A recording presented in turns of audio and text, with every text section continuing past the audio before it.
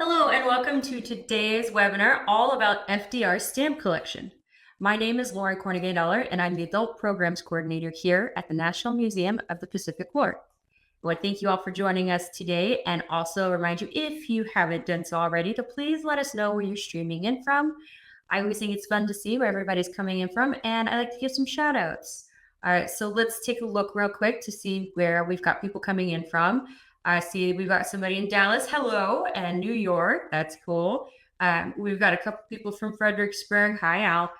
And then let's see, Washington, and some others in New York. I am going to go ahead and introduce our guest speaker for today. He presented with us last year for an Untold Stories, and today we are joined again by Charles Epting from Heritage Auctions. Excellent. Thank you very much, Lauren, for having me back. A lot has happened since the last time I presented. I'm actually now living in Texas myself, in the DFW area, which is exciting. So soon, we were talking about it a bit off camera, but I'm gonna try and visit the museum in person as soon as we can. Today, I'm going to be talking to you about Franklin Delano Roosevelt, who, many people in the 1930s would have known he was an avid stamp collector. This is a sort of historical footnote that may not be as well known today, but what I really want to focus on today is how Franklin Roosevelt, who knew the power of stamps, who, again, was an avid collector himself, how he used the post office and how he used stamps to help promote and promulgate New Deal legislation.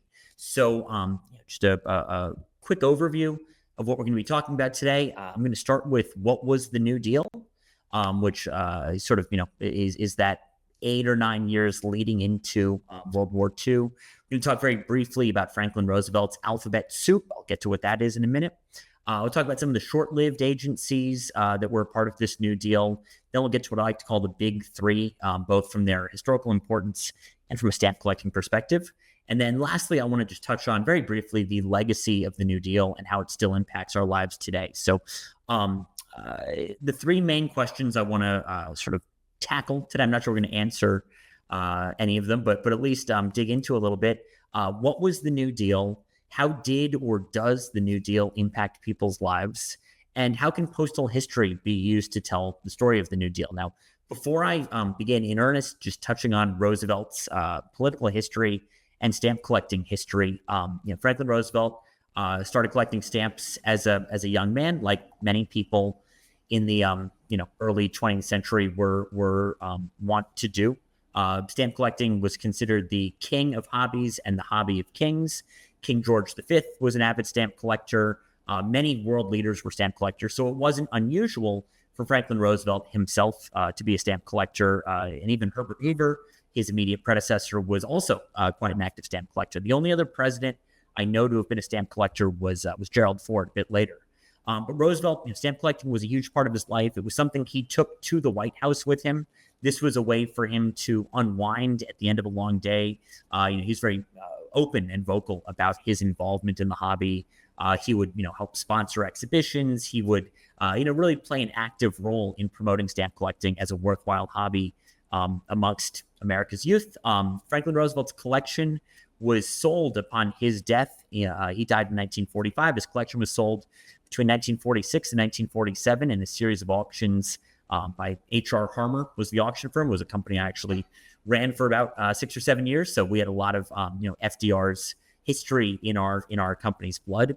But if you go to Hyde Park to this day, they've got his Oval Office desk set up with many of his, personal artifacts.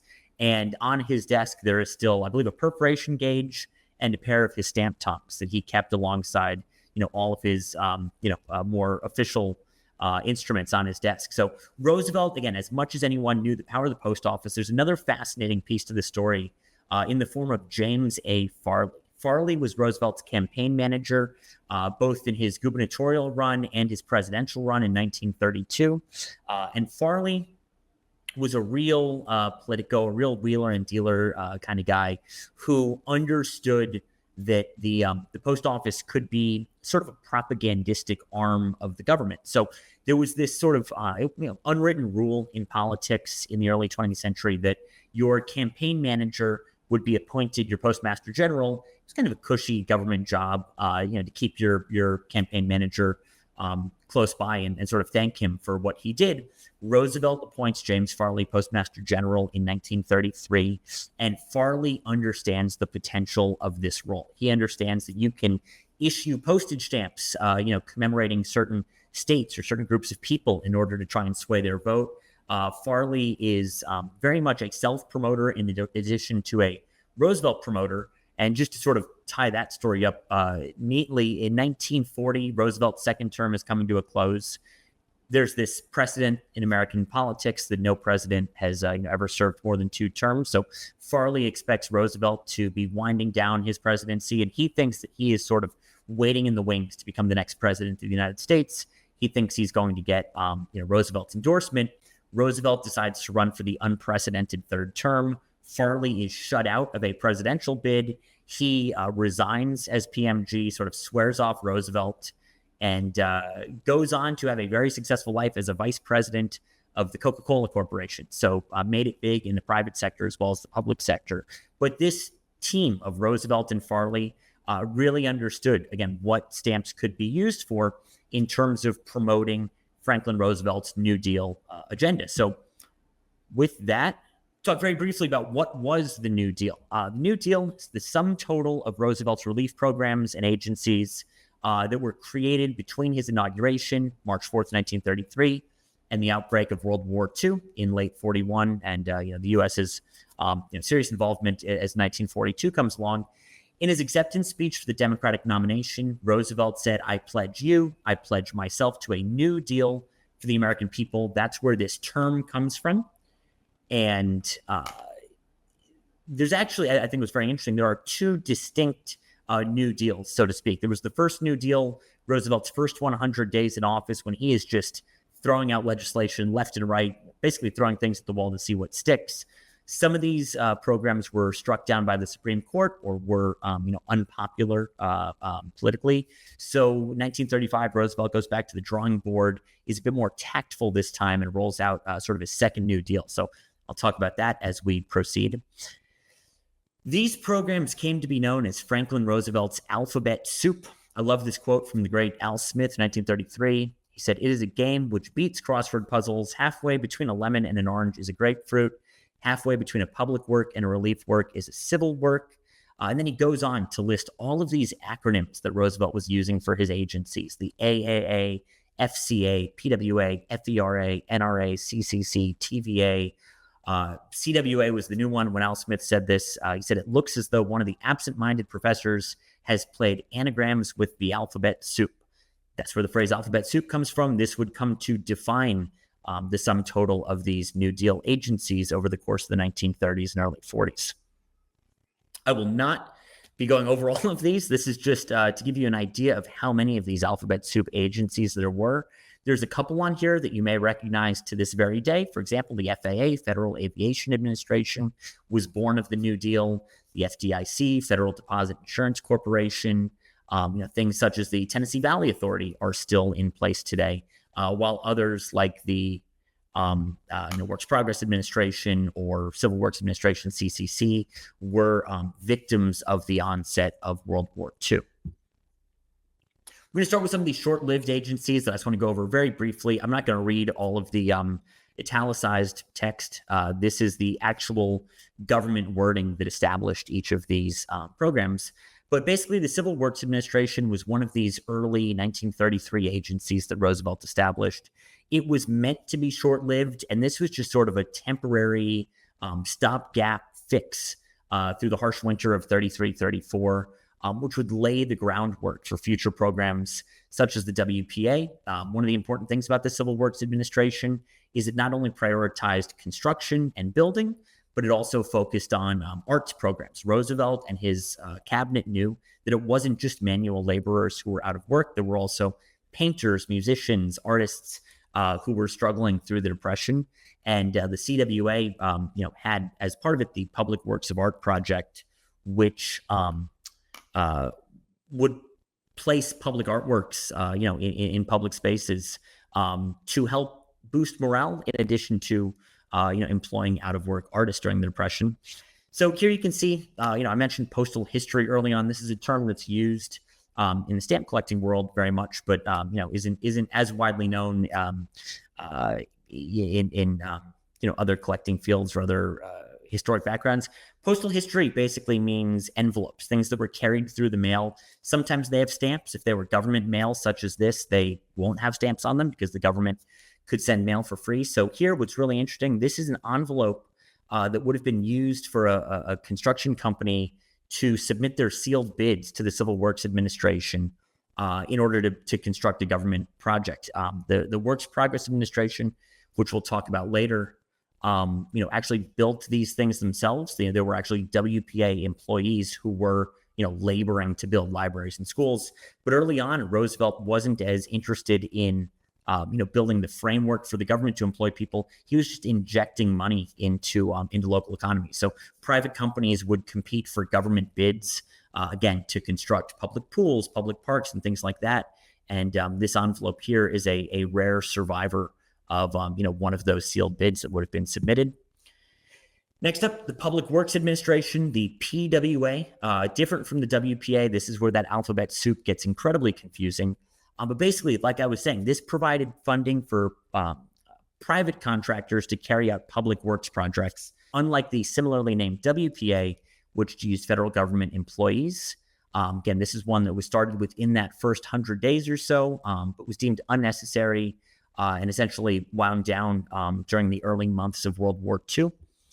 This is one of my favorite pieces of postal history I've ever come across, and it shows you, again, one of the things I want to convey today is just how significant the mail was in a pre-digital era, which I know, may sound a bit obvious and silly, but this is how the government solicited bids to construct the Boulder Dam, now known as the Hoover Dam. Basically, there were these postcards that they had printed where your construction company would make your bid for the project, again, to construct the Hoover Dam, one of the most significant public works ever undertaken in this country. And here is somebody saying their estimated cost was $2.6 million in 1933 dollars. Again, listing all of their remarks, their allotment for machinery and things like this.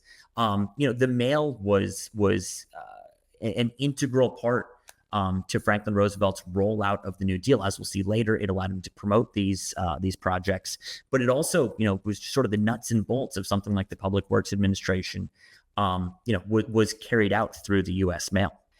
The Agricultural Adjustment Administration, this is another case of alphabet soup getting confusing. There were two AAAs. One of them was established in the first 100 days, 1933, ruled unconstitutional about 2.5 years later, and replaced by a new Agricultural Adjustment Act, which perhaps, abided by the Supreme Court's reading of the law a little bit better. This is another wonderful postcard. If you basically what the AAA did during the Great Depression in many parts of the country, there was a surplus of food. People were overproducing food, which was causing prices to crash. Which sort of created this vicious cycle where farmers were overproducing and then losing money on their land. So this postcard that was circulated by the Agricultural Adjustment Administration basically gave somebody their quota of crops that they could grow, and if somebody exceeded their quota, they would have to pay additional taxes. This is a way of incentivizing people not to overproduce food to help quell this problem of overproduction during the Depression. So the Agricultural Adjustment Administration, very short-lived in its initial form, but again, very important in terms of trying to stabilize the country during the Depression. And I think this may be the last of those short-lived agencies, the Resettlement Administration, which was established in 1935, part of that second New Deal. It was superseded by the Farm Security Administration. If you've ever seen the great Dorothea Lange and other photographs taken during the New Deal in the 30s, those were all done under the auspices of the FSA.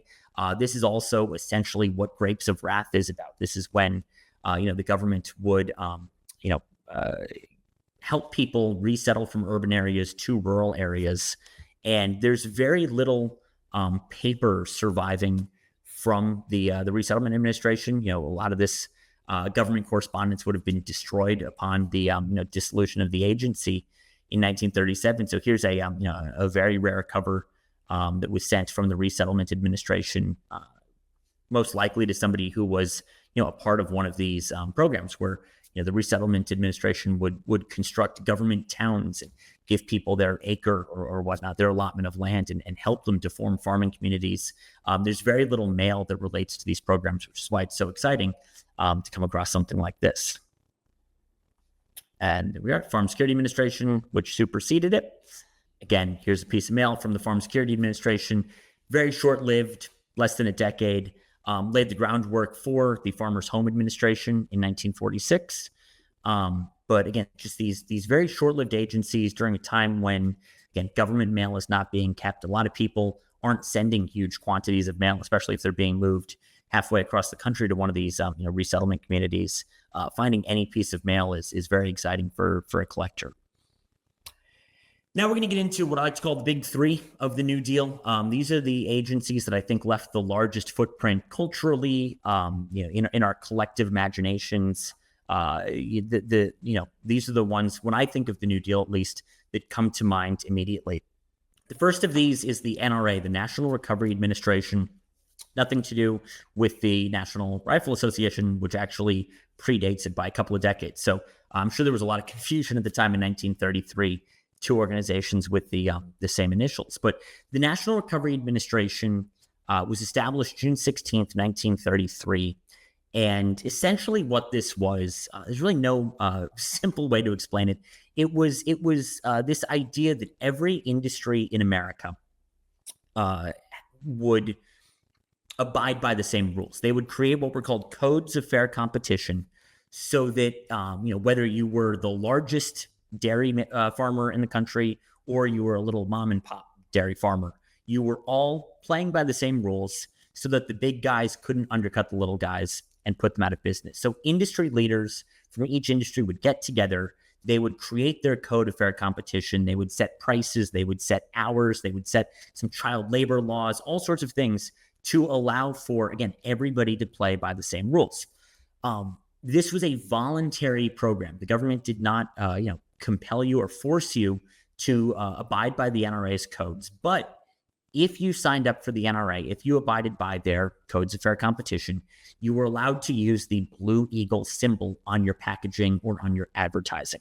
And this Blue Eagle symbol, which you'll see in a second, Blue Eagle that said, "We do our part" at the bottom, basically told people that this company, this service, this product, whatever it was doing their part to help during the Great Depression. They were abiding by the government's rules, and they were basically playing ball. And consumers were encouraged to only support products, to only shop for products that had the Blue Eagle on them. So even though this was a voluntary program, so to speak, the fact that the government was compelling people to boycott companies that did not join the program made it feel like kind of a to the program's detractors, at least, made it feel like kind of a shakedown scheme.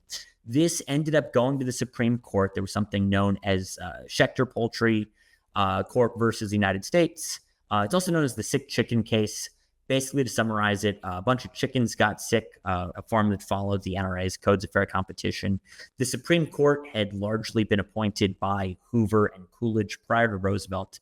They were looking for a way to knock FDR down a couple of rungs, so they used this sick chicken case to invalidate the NRA in May of 1935. And again, this is when Roosevelt really goes back to the drawing board, sees that he doesn't have just a blank check to enact whatever legislation he wants, and he starts to get a bit smarter about what that second New Deal is going to be. So these are just a few pieces of National Recovery Administration mail that I want to share. At the top left is what's called a die proof of a stamp. So when a stamp was being designed and produced, this was basically the final step before the stamp was transferred to a plate of 400 stamps, and then the sheets of stamps as we know them today would have been printed. This was an early step in the production of that stamp.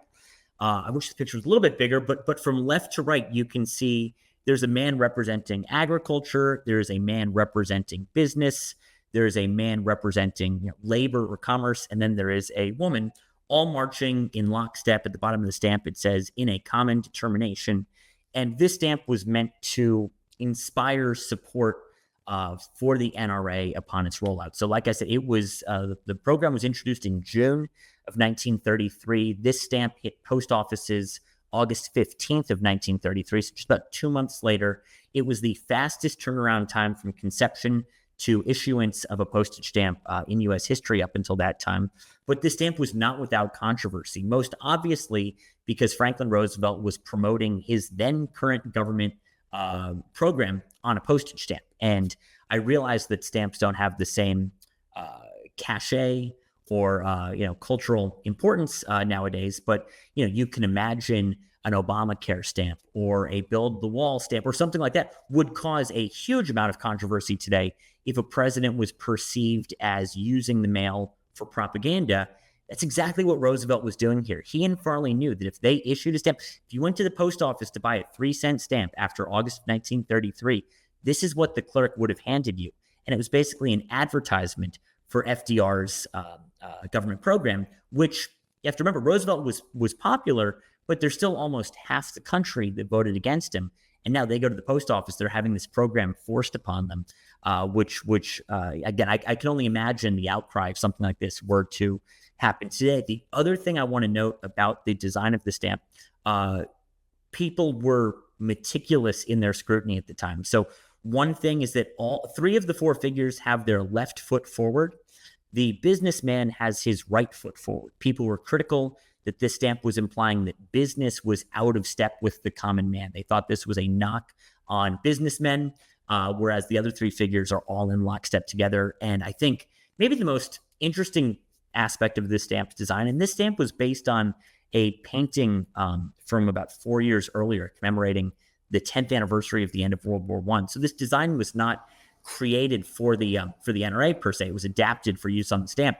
But what's really interesting, the gentleman who represents agriculture has a sickle slung over his shoulder, and the gentleman representing labor has a hammer slung over his shoulder. So we are not very far removed, about 15 years or so, from the Russian Revolution. And here is a U.S. postage stamp which has a hammer and sickle on it.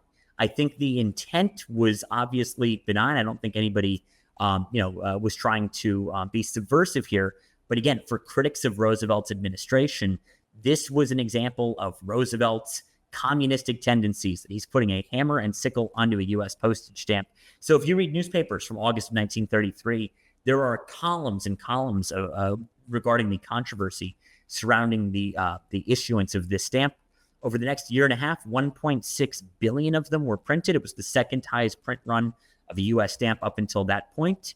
And also on the slide, just a couple of my favorite covers bearing the stamp. The one on the top right was sent to Austria. The rate was 5 cents overseas at that time. This was sent, it's just a 3-cent stamp. So in Austria, it was charged postage due. That's what those 2 stamps are at the bottom left. The cover at the bottom right was postmarked on the first day the stamp was issued, August 15th, 1933. And it is autographed by General Hugh S. Johnson, a World War I general who was picked by Franklin Roosevelt to be the administrator of the National Recovery Administration. So that's his autograph on a National Recovery Administration commemorative cover. And then the cover at the bottom left is one of my all-time favorites, someone who was obviously feeling very patriotic about the NRA in 1933, went through a magazine and cut out every NRA eagle symbol that they could find in all of the advertisements in the magazine, glued them all over the front of this envelope, and mailed it to presumably a friend of theirs. But this shows you, if you'd flip through Time magazine, National Geographic in 1933, essentially every advertisement would have this NRA eagle logo in it. And again, this agency, the National Recovery Administration, was widely promoted through the U.S. mail. This is a way that many people would have learned about what Roosevelt was doing. Here's another, this is fun for me as a stamp collector. This was sent to a gentleman named Beverly King, who was a deputy administrator of the National Recovery Administration in Washington, D.C. Beverly King was also a very well-known stamp collector. He wrote books about the history of U.S. postage stamps. And I believe a year or 2 after this was mailed to him, he was hit by a trolley car in Washington, D.C., and killed prematurely. So this is fun that it combines both my love of the history of stamp collecting with my fascination with the National Recovery Administration. Again, here you can see a couple of envelopes sent from the NRA. The fact that it was only around from 33 to mid-35, about 18 months or so by the time it was struck down by the Supreme Court. These are very interesting historical artifacts to me. You can see the bottom one was originally a Department of the Interior envelope, which was reused by the NRA Compliance Board in Everett, Massachusetts. And then, sure, some of the mail you still get probably has metered postage on it. This is something that was much more prevalent in the middle of the 20th century. But if your company used a postage meter to send its mail, you could actually put the NRA Eagle into your meter so that when you sent mail out to people, if you weren't using the NRA stamp, you could at least let them know that your company was abiding by these codes of fair competition. And it was just another way not only of supporting the NRA, but also letting your customers know that you were doing your part to help out during the Great Depression. Second of the big three, the Works Progress Administration. This was established May 1935. Again, part of that second New Deal that Roosevelt rolled out. It was headed by a gentleman named Harry Hopkins, formerly the head of the Civil Works Administration. Initially, the agency had a budget of $4.9 billion. It went on to employ 8.5 million people over its 8 or so years of existence, and it was terminated in 1943 due to World War II. There was no longer a need for this program. I'm sure many of you have been to a school, a library, a city hall that was constructed by the WPA. They did a lot of work in national parks, a lot of visitor centers, even a lot of our roads, sewer systems, bridges, things like that were constructed by the WPA between 1935 and 1943. So this is one of the programs that I would say has the largest physical impact on our world today. Anywhere you go, there's a wonderful website called Living New Deal that's sponsored by UC Berkeley, and they have this master map of WPA projects that are still standing today, as well as those that have been destroyed in the intervening decades. And again, I would bet money that most everyone in the comments has interacted with a WPA building or a bit of infrastructure at some point in their lives. This is wonderful. This took me forever to track down on eBay. This is an envelope that was sent presumably from a WPA administrator to himself. But what I love, that thing in the upper right that says USA Work Program WPA is not a postage stamp. It's what's called a Cinderella. Cinderellas are things that look like stamps. Many times they're perforated. They're the same size and shape as stamps, but they didn't serve any postal purpose. They might have been advertising. They might have been a collectible. If you went to a World's Fair, if you went to a gas station, you would receive these. They're also called poster stamps to distinguish them from postage stamps. But this gentleman, Stephen Dermody, I don't know exactly what he was thinking when he sent this to himself, but my belief is that he was so proud and excited for the WPA that he took one of these Cinderellas, one of these advertising labels, and stuck it on the envelope. It didn't need any postage because he was mailing it from one government agency to himself. But I think this is just a great souvenir from someone who was there at the time living as a part of the WPA. This was never filled out, but this is how WPA workers would have reported their hours to the government. Again, doesn't need any postage because it was being sent directly to the government, but a WPA worker would fill out their location, their hours. They would sign off on this, and this is how the government logged their hours. Again, showing how Franklin Roosevelt used the U.S. Postal Service, the Post Office Department at the time, in order to help enact all of his programs. So much of the commerce of the time and regulation of the time was done through the mail. I think a postcard like this is fascinating evidence of that. This is a letter that was sent out. I don't know how well anyone can read it, but basically this was a notice to certified women. This is about getting women involved in the WPA. So like I said earlier, Roosevelt understood that it wasn't just male manual laborers who were out of work. It was artists. It was writers. It was women who, again, were hit just as hard by the Depression. And that was why there were a lot of programs set up by the WPA and other agencies to put women back to work teaching. They would sew clothes for the homeless. They would, conduct all sorts of work. I realize it sounds very gendered by today's standards, obviously, but for the time, it was actually very progressive that Roosevelt and his administration, including Frances Perkins, the first female cabinet member, there was this real dedication to, again, not just focusing on the low-hanging fruit, the day laborers you picture in Grapes of Wrath. The Roosevelt administration wanted to put everyone back to work, and again, that included women and other groups that may have been overlooked by previous government work programs. The WPA prepared this postcard celebrating the Northwest Territory celebration in 1937. So the Northwest Territory was turning 100 years old in 1937. There was a lot of festivities that went on around this, and the Federal Writers Project of the WPA put together this postcard as well as a series of guidebooks for all 48 states, as well as various territories and cities. The Federal Writers Project left an incredible legacy. If anyone's ever seen these guidebooks, they are some of the greatest resources to what America was like in the 1930s. They'd put together road trips you could take, you could follow, and they point out different stops and highlights along the way. A lot of great writers, including John Cheever, were employed by the Federal Writers Project during the Depression. This was a way to keep them going when jobs for writers were very hard to come by. Federal Music Project, same thing. This would employ orchestras that would it was sort of this twofold mission. We want to put musicians back to work, but we also want to provide free or low-cost entertainment to people at a time when they need distractions more than ever. So the Federal Music Project was very important, as was the Federal Theater Project. Actors, stagehands, set designers who were out of work would either conduct original plays written as part of the Federal Theater Project, or they would revive historical plays, put these on for children, for school groups, for families, at a low cost during the Depression. Again, all of these programs really had this dual purpose: employment and entertainment and distraction, when the country was at its worst. Last of the big three I want to talk about, another one of my favorites, is the Civilian Conservation Corps, which was one of the only programs that survived from those first 100 days, actually the first month of Roosevelt's administration, through to the onset of World War II. CCC was organized by the Labor, Agriculture, War, and Interior departments. It was this joint program that put young men between the ages of 18 and 25 to work.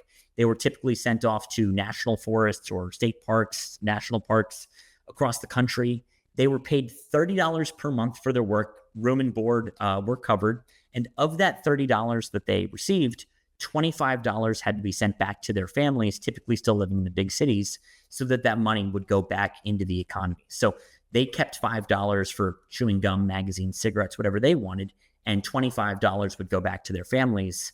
And again, talking about how Roosevelt's relief programs were very ahead of their time, there were actually special camps in place for World War I veterans who typically would have been older than the 25-year-old cutoff, as well as about 10% of camps were designated specifically for African Americans. And the CCC was very important because it took a lot of young men from eastern cities, typically, relocated them to Montana, Idaho, South Dakota to work in these national parks.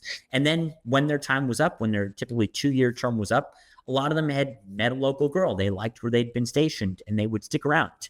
And it helped to populate a lot of parts of the United States by bringing people from eastern metropolises to western, more rural areas. The other thing it did is when the U.S. entered World War II, it essentially ensured that we had a large group of working age, able-bodied men who were used to sleeping in barracks, eating rations, living a very harsh life. I remember reading an interview once with a gentleman who survived the Bataan Death March, and they said, "How did you make it?"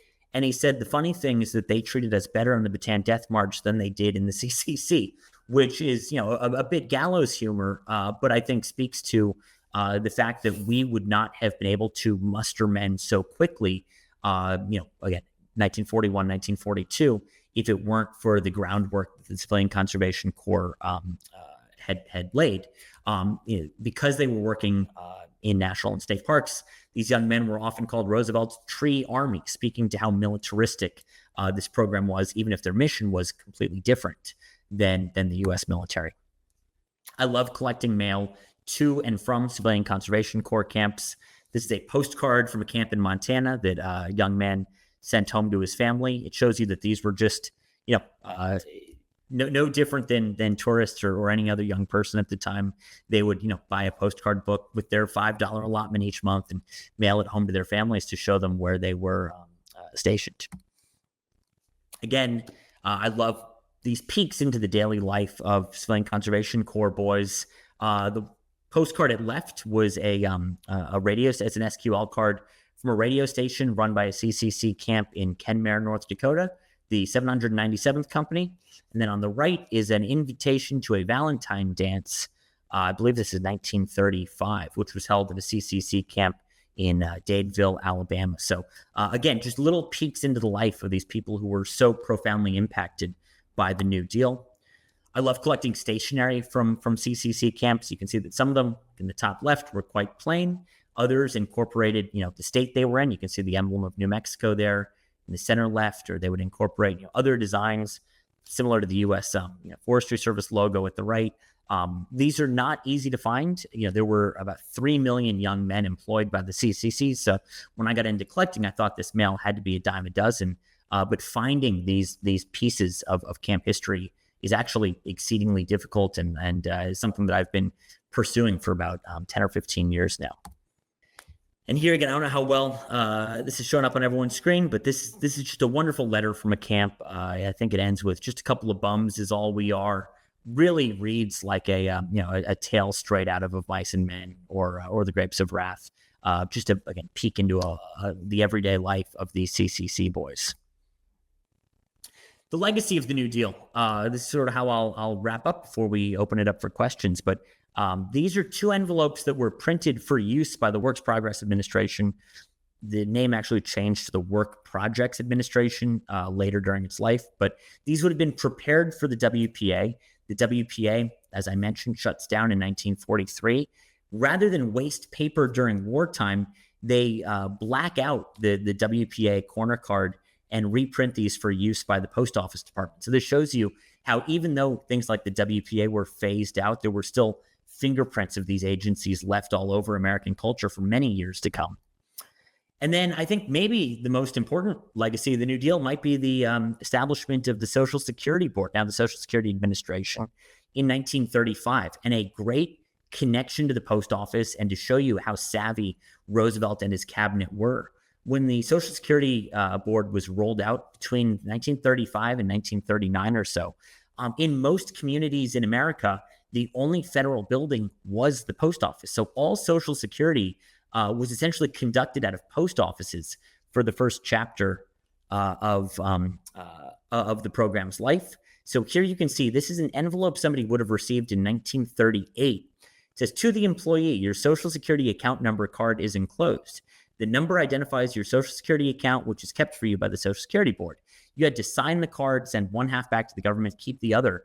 But the Social Security Board was, again, intrinsically linked to the post office for many years early on.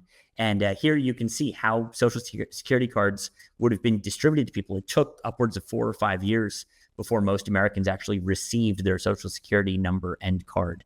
And I think this is just a great way of showing how the New Deal, even though many of these programs were either deemed unconstitutional or discontinued because of the war, there are still things like the Federal Aviation Administration, like the Social Security Administration, that continue to impact our lives to this very day.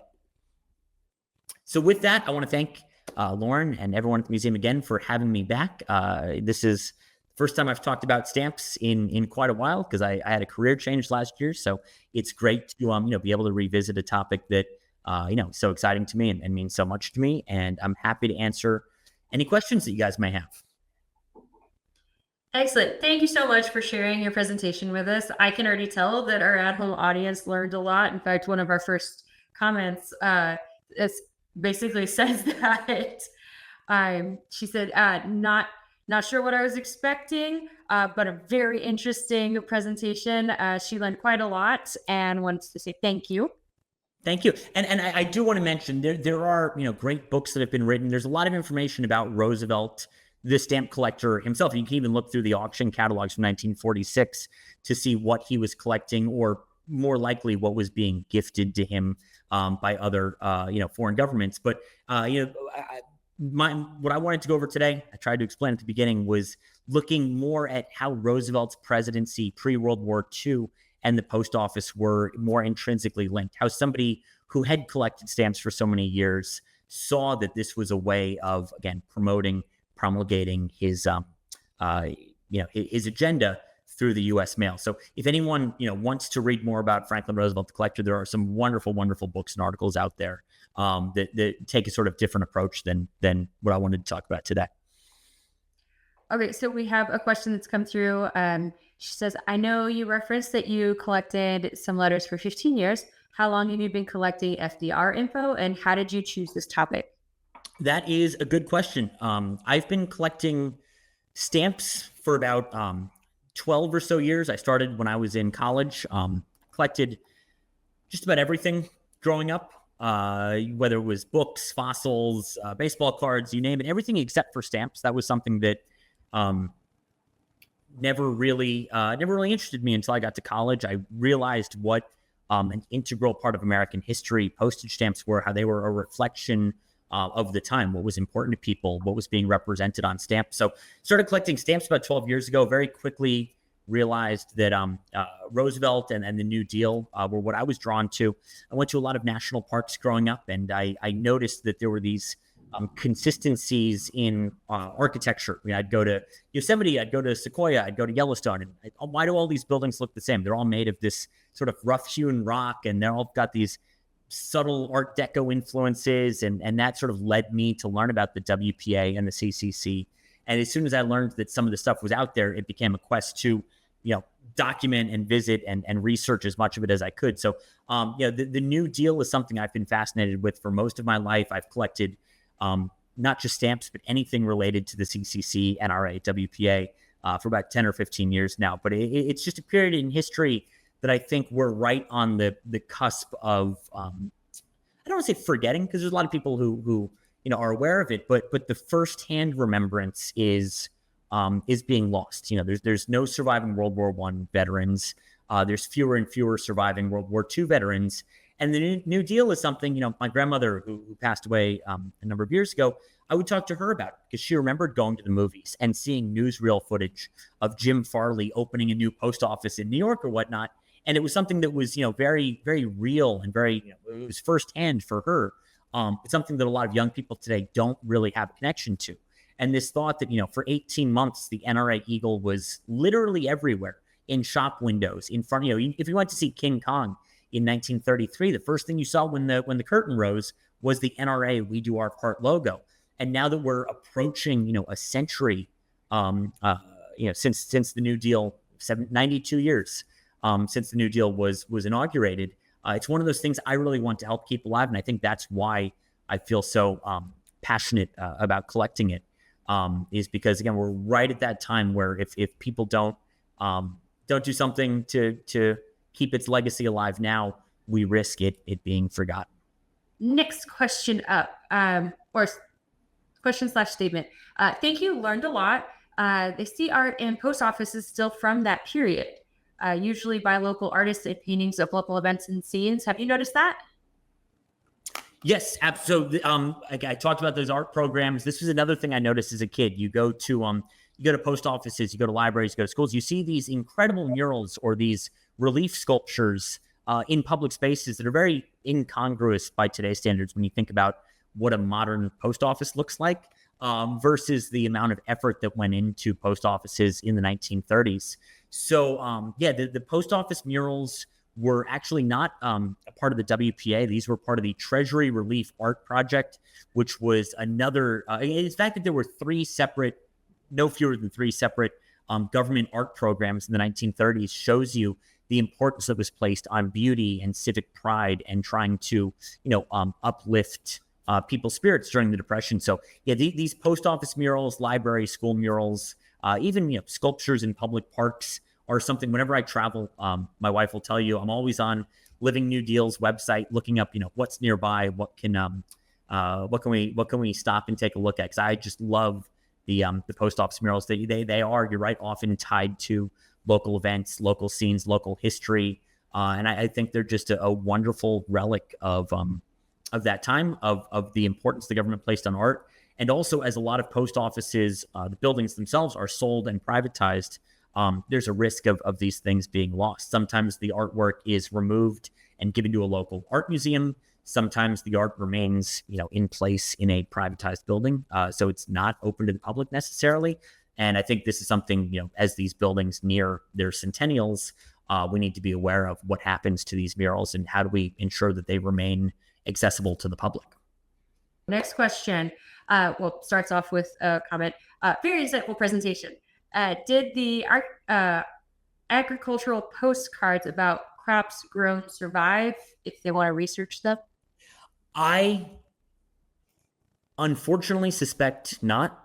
If they did survive, they are probably in a government warehouse somewhere offsite around Washington, D.C., languishing. It's something I've looked for, and I can find, no record of the Agricultural Adjustment Administration having, kept these records. So the ones that survive typically are if it was a sort of bifold card where half went to the government and half was retained by the private individual, the private individual may have kept theirs. Or there are cards that were never filled out at all, like the WPA, time card that wasn't filled out, was probably sent to somebody, they forgot about it, and it ended up in a suitcase or something. So unfortunately, I've been unable to locate any large archive of AAA or FSA or RA government mail, but it's something that would be an invaluable resource if it were ever located. All right, next question. When was the first Roosevelt postage stamp created? Yes, so Roosevelt passed in 1945. There is not a rule, but a sort of precedent that living persons are not honored on U.S. postage stamps. So the first Roosevelt Memorial commemorative stamps were issued in 1946. There's a set of 4 stamps, 1 cent, which paid the postcard rate, 2 cent, 3 cent, and 5 cent stamps that depicted Roosevelt and were a commemoration of his life. As well as, at that point, many other countries over the course of 1946, 47 started issuing. He was a beloved world leader. So you had countries like Monaco that would issue postage stamps celebrating Franklin Roosevelt. So you really don't see, there's, certainly a lot of stamps tied to his administration during his lifetime, but it wasn't until 1946, the following year, that we get the first Roosevelt commemorative stamp. And we still see this to this day when a former president or first lady dies. You can kind of count on a new stamp. I know they're working on Barbara Bush right now and Jimmy Carter. These stamps are, sort of fast-tracked as soon as these leaders pass. And that was the case all the way back in 1946 with Roosevelt. All right, cool. So I have one thing that an audience member wants to tell you, and then I have some reminders for everybody. So he says, if you've not seen the WPA murals at Coit Tower, Yes, in San Francisco, you should plan on it. So have you seen them? I have been, and my favorite thing about the Coit Tower murals is that there's an agricultural scene where I think they're packing crates of oranges, and on one of the orange crates is the NRA Blue Eagle logo. So it's a New Deal mural that has the NRA logo in it. It feels almost like New Deal inception to have a contemporaneous mural representing one of Roosevelt's programs. So Coit Tower is maybe the greatest Art Deco New Deal gem in America. There's a couple of other great, the Rincon Annex Post Office in San Francisco as well. But Coit Tower is an absolute gem that we as Americans are all very lucky to have preserved the way it is. All right. I want to say thank you again, Charles, for joining us today and giving your presentation. I could tell that our audience really enjoyed it and learned a lot from it. But I'm going to give everybody at home a couple of reminders. We have some programs coming up. First up, our next webinar is going to be on June 18th, and it's entitled The Dixie Mission in China, and it'll be with James Bevel. Some of you may remember that he did a webinar last year, so this is kind of related to his webinar from last year. So if you haven't seen it, go to our YouTube channel, check it out. Once again, I want to thank everybody for joining us today. I really appreciate you guys coming every month to see us, and I hope you have a great rest of your day. Bye.